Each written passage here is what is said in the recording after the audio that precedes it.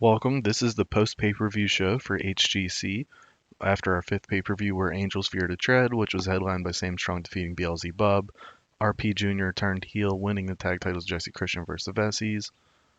Eric Tyler defeated Sid Streets thanks to untouchable shenanigans. Dusty Streets defeated Remy Heartthrob. And a couple others. Jack Bruce retained the Cruiserweight title. But we do start off the show with Eric Tyler and Ripcord both saying they want tag title shots, but Jeb Langley and Dusty Streets both take like turns interrupting. Think of like a standard Raw segment. Now normally these lead to like a tag match main event, but it's not what's going to happen here.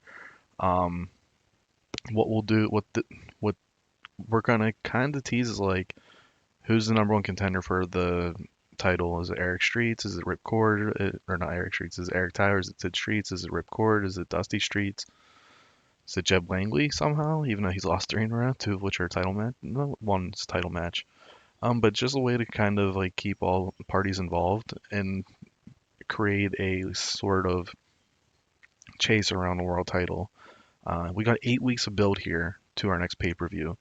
So we're gonna have a big show. Well, not a big show, but like each show is gonna have a pretty good main event. I think I can tell you 6 of the 8 I already have figured out.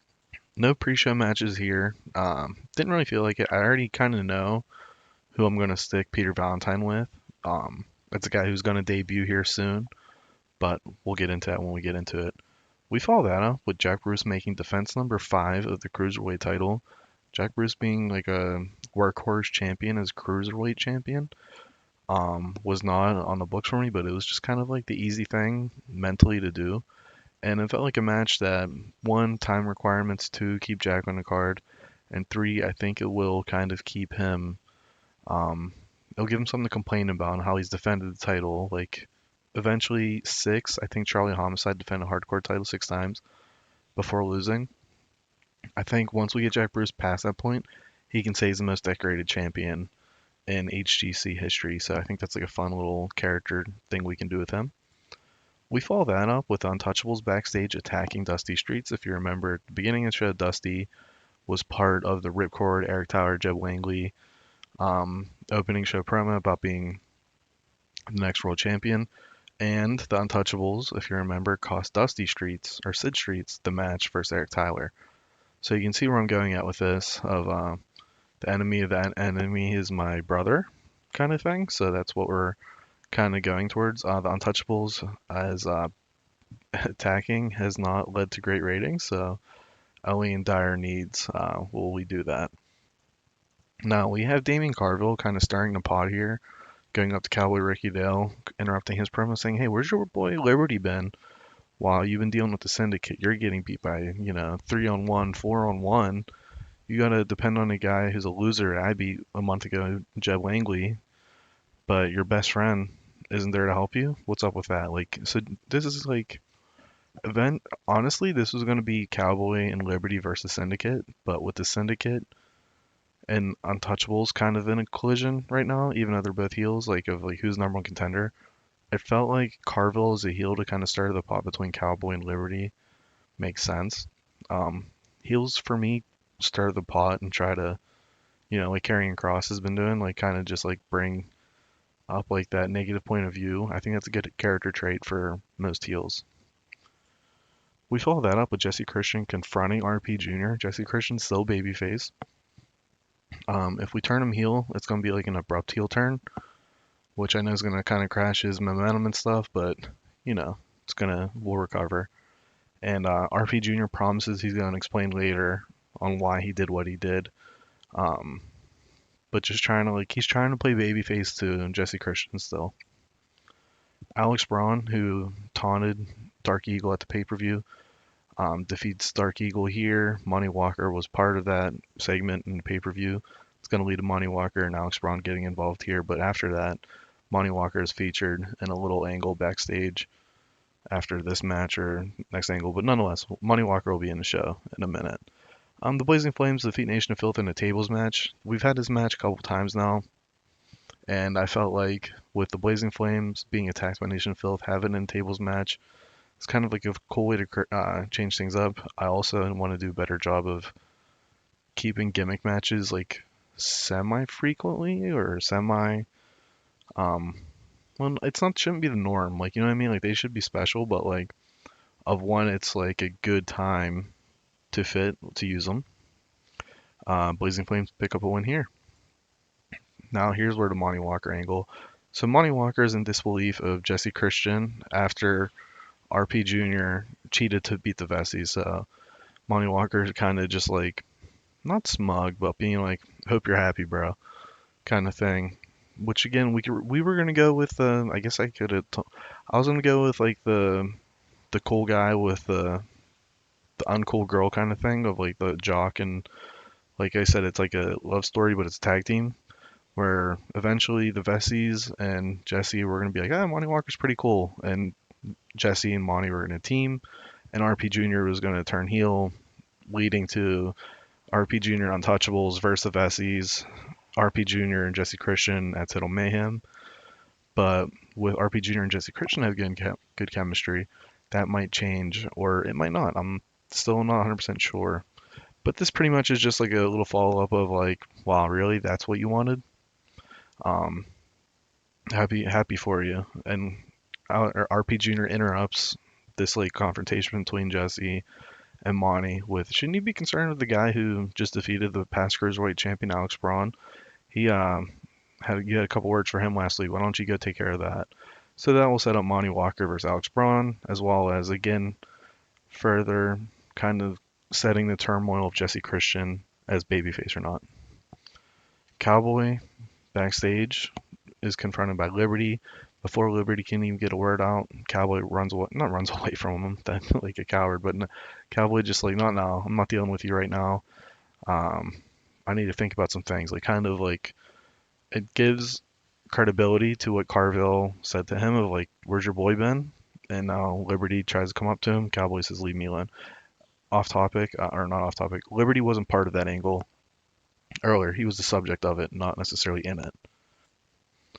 We follow that up with Sid Streets saying he wants to get his hands on the Untouchables for screwing him over last night. He doesn't really mention that they attacked his brother because, like I said, we're kind of going um, wishy-washy with them being brothers. Uh, just as the nature of like the storyline's been like the tag team in reverse where they started off with a feud and maybe we'll form a team here. But Romeo Heartthrob interrupts him. Romeo brings up that about the brother Dusty. So next week will be Sid Streets versus Romeo. Heartthrob is our main event. But basically Romeo says your brother cheated to beat me. He's nobody. He's nothing. I'm glad the Untouchables beat him up. And Sid Street's done with it and be like, how about you come fight me right here, right now? Romeo says no. I'm not fighting you on in front of these pathetic people. I'll fight you next week, kind of thing. Yeah, I mean, pretty basic. Lance Henderson defeats Troy Tornado thanks to interference from Flapjack Flanagan. Now this is a very like low card match. This is like should be like an opener type match, but basically Troy Tornado kind of teased Flapjack Flanagan being like waffles are better than pancakes, and what that did is just led to this match. Lance Henderson needed a win, needed a little bit of popularity boost. Troy Tornado was kept strong, so he shouldn't be damaged too much, but just a little fun angle to keep it going, and eventually, it's not going to lead to like a pay-per-view main event or anything, but just something here and there. If I have time requirements I need to fit of the 115 minutes, I can find 10 minutes here and there for them. We follow that up with Frankie Future as being warned of quote-unquote big trouble by Charlie Homicide. So there is a guy named Big Trouble. We are bringing him in to be part of the hardcore division, and he's probably going to be Peter Valentine's partner, assuming there's no bad chemistry there or anything. But this is pretty much the tease of his debut, where he's going to be brought in by Charlie Homicide. And then in an angle that I was kind of wishing was better, RP Jr. talks about why he did what he did at the pay-per-view. He tries playing a babyface and he says, you know what? Screw it. Coach Dick, my dad, wants to pretend like Vessies are his boys when I'm his son, and he never cared about me. He only cared about them. He said they're like the sons he never had to them when he had me. He's been nothing but disgraceful, mean, just like, classic, entitled, wah wah, my dad doesn't love me speech. And blames it on the Vessies and says him and Jesse Christian are going to stay tag team champions forever. Now, Jesse Christian's not there, but this is pretty much just kind of a throwback to post Total Mayhem. We had Coach Dick tell Vessies like they're like sons to him. And RP Jr., if you remember, lost the international title match versus Eric Tyler. Then lost the Charlie Homicide title match. Just a way to kind of follow up to that and call back to it as the original point of our heel turn. And the first chance of cheating to win, he did. So I felt like we built it up pretty organically over the past couple months. And then in our main event, but not our main event angle, we have Eric Tyler defeating Rico Santana. This pretty much, I would have had this hyped in like the pre-show or the first segment of the show. Eric Tyler talking about, you know what, I'm gonna beat Rico Santana tonight, and then that's gonna continue my win streak and dominance, and then I'm gonna be number one contender. So I wanted a good rating here, pretty much. Great rating we got, and that leads to our main event, not main event, but like the final angle of the show is Untouchables facing off with the Syndicate, as I felt like that's just like a fun way where we have like two heel groups. I'm trying to think if there's more. No, that's pretty much it. The only two heel groups in our company, but they're pretty like, and Eric Tyler and Ripcord are kind of similar. It's just Eric Tyler's on the climb up versus Ripcord's been there, done that. So I feel like there's a little dilemma there, as well as the Syndicate's just more colorful in regards to like personalities, as Tommy Cornell is at least over at Untouchables. But yeah, pretty much a fun way to kind of end the show here of like a standoff between Untouchables and Syndicate. They don't brawl or anything, but just like a face to face with Eric and Rip nose to nose kind of thing. So the rating here, pretty good. Pretty happy with that. I feel like I could have done. Well, I feel like I could just do more of the like lower card people, so that's why the Flapjack and Lance Henderson thing. I'm just trying to keep people involved as much as I can. And all right, we did it. That's huge. It's a huge relief. So now we just need to maintain this popularity through the end of the year. Then we'll cancel our contract with whatever broadcaster, sign with Ace, and then we'll be very big size. And then I got to think about pay-per-views and maybe start doing like Clash of Champions type things. Nobody really got a win besides Lance Henderson. That was like a lower card guy. So we are signing a new referee just because I want the one let go. SWF signed Vengeance. That's huge, which also is like kind of relief to me because I never planned on signing him. But he could be a massive, massive star for them. Maybe he's replacing Bruce the Giant ultimately. Ultima is deal is up. We will be 100% trying to sign him. So let's see what. Okay, so let's just bump it up to 20. I also haven't forgotten about Philip Roberts. I just haven't really had a place for him yet. And we're still like building people up a little bit to my comfort level. That's fine. Um, and then that. Okay, so he wants a little more money. I don't want to take wishy-washy. I want seriously consider. All right, so it'll be about like 30 grand a month for Ultima, but he'll be like the one of the lead luchadors in our cruiserweight division. Speaking SWF, did we tie with them? Is this the first tie? No, we did beat them. All right, sweet. Uh, Christian Faith and Adonis in a hell of a main event. Um, they were signing a lot of good people. Johnny Martin. They're trying to sign Steve Flash. They signed Vengeance. They're trying to bring back Ultima. I like the roster moves as they need a youth movement after letting Tommy Cornell go, especially, and Sam Keith, who's only in his mid 30s, and Bruce Giant's only in his 20s. So very much in the midst of a youth development there. But finally at the popularity points. I don't have to talk about popularity to you guys anymore. Can just let it go organically now. And then, yeah, I mean, there's really no one. We can check Lance's real quick, but that's about it of popularity. Lance Henderson went on 27 for 24. Pretty happy with that. And yeah, his performance has been fine for what, the Power Rangers, like the Ball and Skull, something like that.